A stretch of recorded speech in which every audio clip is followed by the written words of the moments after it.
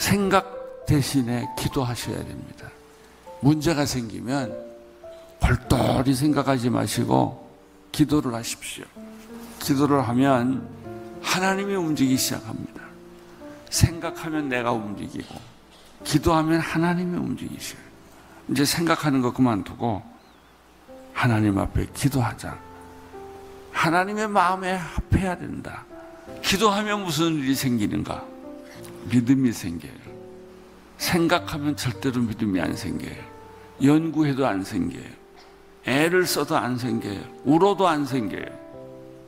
언제 믿음이 들어오는가? 기도하면 하나님이 내 마음속에 믿음을 쑥 집어넣어줘요. 믿음이 들어오면 이미 승리한 거예요.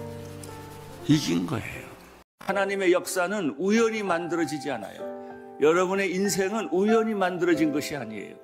오늘 여기까지 올 때는 하나님이 이미 여러분 창세 전부터 여러분을 섭리하시고 선택하시고 계획하셔서 여기까지 온 거예요. 안심하십시오. 여러분, 하나님은 나를 그냥 되는 대로 이끌어주는, 환경대로 이끌어주시는 분이 아니라 계획해서 창세 전에 이미 하나님께서 나를 택하셔서 만드신 거예요. 결론은 뭐냐면 이렇게 살지 말라는 거예요. 이게 여러분의 결론은 아닙니다. 여러분의 결론은 더 아름답습니다. 더 영광스럽습니다. 여러분의 인생은 더 찬란한 것입니다. 하나님은 여러분을 보배롭고 존귀하게 만들어 주신다고 하지 않았습니까? 분명히 믿으십시오. 여러분의 자녀의 인생도 더 좋아질 것입니다. 여러분의 인생도 더 좋아질 것입니다. 하나님이 우리를 향하는 계획은 놀라운 것입니다. 그 계획을 하나님은 포기하지 않습니다. 예수님하고 가까이 있는 사람이면 믿음이 많아야 될 텐데 오히려 예수님하고 같이 먹고 마시고 가까이 살았던 베드로는 예수님한테 책망을 들었어요. 내가 어찌하여 믿음이 적으냐.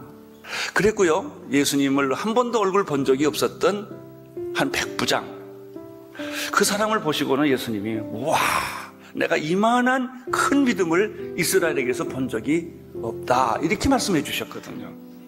오늘 예수님이 여러분을 만나신다면 여러분의 믿음에 대해서 어떻게 평가할까요? 그렇다면 예수님이 말씀하신 작은 믿음, 큰 믿음의 기준은 무엇입니까?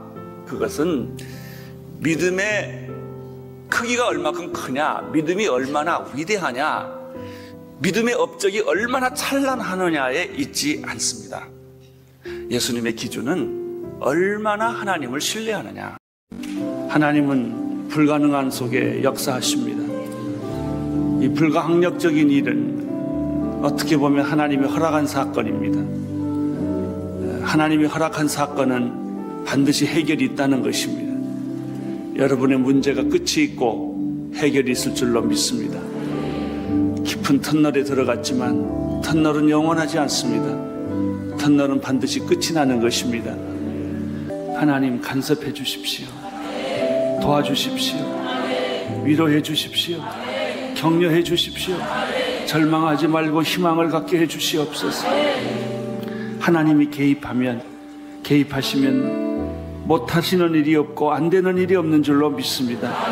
주여, 오늘 새벽 기도에 찾아온 그들에게 이 불가능한 일, 황당한 일들이 다 떠나가게 도와주시옵시고 끝장을 보게 하여 주옵시고 하나님께 영광이 되게 하여 주옵소서. 예수님 이름으로 기도드립니다. 아멘. 여기서 중요한 것은 경제적 가치보다는 관계적 가치가 중요하다. 양 한 마리가 경제적으로 돈을 계산해 보니까 그것이 너무 비싼 거라 하나 잃어버리면 재산에 큰 문제가 생겨서 양을 찾은 게 아니라는 거예요. 이제 우리가 돌아온 탕자 얘기도 하고 이 양들 얘기도 하지만 오히려 그 양 한 마리를 찾기 위해서 돈을 너무 많이 쓴 거예요. 같이 시간을 너무 많이 보낸 거예요. 아니 뭐 그까짓 거 한 마리 없어도 되지 뭐 아홉 마리가 있는데 이렇게 하지 않았다는 거예요. 하나님이 우리를 볼 때는 한 사람 한 사람의 유용한 가치, 경제적 가치, 얼마만큼 저 사람이 유용한 존재냐, 얼마만큼 가치 있는 존재냐, 필요한 존재냐, 그래서 우리를 찾은 게 아니라는 거죠. 사랑의 존재이기 때문에 그것은 한 마리의 양이지만 한 마리밖에 없다고 생각하는 존재이기 때문에 하나님은 양을 찾고 또 찾았다. 이것이 우리를 향하신 하나님의 마음입니다. 현대인들은 증거를 요구해요. 표적을 보여달라는 거예요. 표적을. 증거를 보여달라. 그러면 믿겠다. 하나님 보여달라. 그러면 하나님 믿겠다. 그런 얘기를 하는 거예요. 하나님이 없어서 하나님이 안 보이는 게 아니고 네 마음이 더러워서 하나님 안 보여요. 여러분 여기 유리창이 있는데 밖에 안 보여요. 왜 안 보여? 유리창이 더러우니까. 유리창을 닦으면 밖이 보여요. 마음이 깨끗한 자는 복이 있나니 저희가 하나님을 볼 것이요 이랬다고요. 여러분 얼마든지 하나님 볼 수 있어요. 하나님 볼 만큼 마음이 깨끗하면. 근데 여러분들은 하나님을 볼 만큼 마음이 깨끗하지가 않아. 더럽고 더럽고 더러워요. 그게 하나님을 보는 눈이 없는 거예요. 하나님을 느끼는 가슴이 없는 거예요. 하나님의 말씀을 알아듣는 귀가 없는 거예요. 그러나 진짜 여러분들이 귀가 깨끗하고 입이 깨끗하고 눈이 깨끗하고 마음이 깨끗하면 하나님을 보는 거예요. 바울은 2절에서 아주 중요한 얘기를 합니다. 여러분 이 세대를 본받지 마십시오. 이 세대는 악하기 때문에. 여러분 우리가 이 시대 속에 살지만 이 시대를 흉내내거나 따라가거나 부러워하지 말라는 거예요. 이 시대를 구원해야 될 책임이 우리에게 있는 것이지 이 시대를 따라가야 할 유혹에서부터 벗어나라는 거죠. 너희는 이 세대를 본받지 말라. 세상에서 좋아하는 것 나도 좋아하고 세상이 부러워하는 것 나도 부러워하지 말라는 거죠. 우리가 갈 길은 고독한 길이라는 거죠. 외로운 길이라는 것이죠. 배고픈 길이라는 것이죠. 알아주지 않는 길이라는 것이죠. 예언자들이 외로웠던 것처럼 세례 요한이 외로웠던 것처럼 그런 길을 가는 것이다. 사랑하는 동역자 여러분, 그래서 힘들다는 말 하지 맙시다. 나 힘들다. 나 쉬고 싶다. 그런 말 하지 맙시다. 어차피 힘들고 어려운 건 각오했잖아요. 그가 편하게 살려고 우리 여기 온 거 아니잖아요. 그래서 힘들다는 소리 하지 맙시다. 고통스럽다 이런 소리도 하지 맙시다. 그건 이미 각오하고 한 거예요. 적과 끓이오른 가나안 땅을 하나님이 준비해 놓으신 것처럼 하나님이 내 인생에 나같이 이렇게 천하고 버려지고 무능하고 버려진 폐기물처럼 되었던 내 인생을 하나님이 다시 쓰셔서 보배롭고 존귀하고 아름다운 존재로 만들어 주시고 빛나는 사람으로 만들어 주실 줄 누가 알아요? 병들고 불치병 걸리고 아무짝에 쓸데없던 우리 대한민국을 하나님이 쓰시고 뛰어나게 만드시고 나는 그런 희망을 가지고 있습니다. 내 자신에 대해서도 그런 기대가 있어요. 믿음은 순종과 기다림이에요. 근데 우리들은 제일 못하는 게 순종과 기다림. 답답해. 확 뒤집어 버려야지. 죽으나 사나 결판이 나야지. 이렇게 돼요. 그런데 아니에요. 기다리고 있으면 그게 믿음이에요. 순종하고 있으면 순종하는 자체가 믿음이에요. 동전에 안과 박이 있죠. 여기에 믿음과 순종이에요. 순종 없는 믿음 없고 믿음 없는 순종 없어요. 믿음 없는 기다림 없고 기다림 없는 믿음 없어요. 이것이 신앙생활의 아주 중요한 핵심과 같은 것입니다. 예수님은 언제나 환자들에게 이렇게 말했습니다. 내가 낫고자 하느냐? 내가 무엇을 원하느냐? 내가 능히 이 일을 할 것을 내가 믿느냐? 이런 질문이에요. 다시 말하면 예수님의 기적에는 반드시 인간의 의지와 결단을 요구한다는 것입니다. 예수님은 십자가에서 피 흘려 돌아가셨습니다. 그렇다고 여러분이 자연히 구원받은 건 아니에요. 그럼 여러분이 구원받으려면 어떻게 돼야 됩니까? 내가 의지적으로 내 의지와 내 결단으로 주님 내가 믿겠습니다 라고 말하라는 거예요. 자기의 의지를 표현하라는 거예요. 자기의 결단을 표현하라는 거예요. 여러분, 내 의지와 내 결단이 기적을 끌고 오는 것은 아닙니다. 그러나 하나님의 기적, 하나님의 능력을 가져오기 위해서는 당신의 의지와 당신의 결단을 필요로 한다는 거예요. 기독교의 진리의 핵심은 간단해요. 자기 죽는 거예요. 아무든지 나를 따라오려거든 자기를 부인해라. 우리의 가장 큰 문제는 죽지 않아서 문제예요. 예수님은 십자가에 못 박혀 죽었는데 손과 발에 못을 박으면 못이 푹 들어갔어요. 우리 손에다 못을 박으면 못이 튀어나갈 거예요. 안 박혀서. 우리는 안 죽어요. 죽어라 그러면 기절해버려요. 죽는 척하지 안 죽어. 죽어야 삽니다. 안 죽으면 사는 부활이 없어요. 죽은 사람에게 부활이 있는 거예요. 죽기가 두려운 거예요. 포기하기가 두려운 거예요. 그러니까 예수님의 메시지는 뭐냐? 옛사람은 죽어야 된다는 거예요. 과거는 죽어야 된다는 것이죠. 그래야 미래가 보인다는 거예요. 내가 죽어야 살아난다는 거예요. 제자도의 원칙, 자기를 부인하고. 내가 아픈 지가 벌써 30년이고 암 수술을 6번, 7번 하고 투석하고 이러지만요, 이런 하나님이 나한테 긍정적인 믿음을 안 줬으면요 이미 오래전에 난 죽었을 거예요.